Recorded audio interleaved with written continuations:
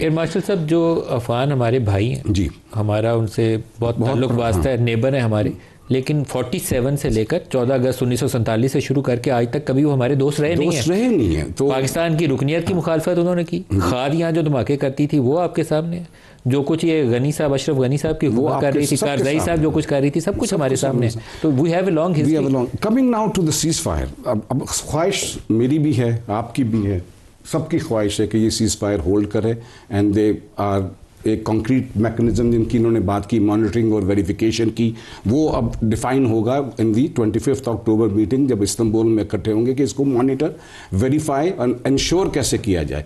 The issue is, वो कहते हैं ना कि follow the money and it will lead you to the truth. Basically the money is coming from India.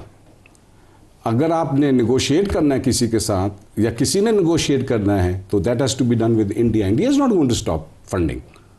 India is going to continue funding to these, not to the Afghan Taliban में B, but there are other groups, there are 22 groups जिनको they can continuously fund, and there are others also, those who want to see Pakistan remaining destabilized, they continuously will fund these people. If you cannot stop this funding, फिर ये keeping these ceasefires intact is going to be बहुत challenging होगा। ये मुश्किल काम है, मुश्किल काम है। आपने भी, आपका भी ये एनालिसिस है, मेरा भी ये एनालिसिस है। अल्लाह करे या अपना गवर्नमेंट जो है वो कोई ना कोई मैकेनिज्म जो है, it's the mechanism that is going to ensure कि ये जनाब ये उनकी फाइनेंसिंग रुके।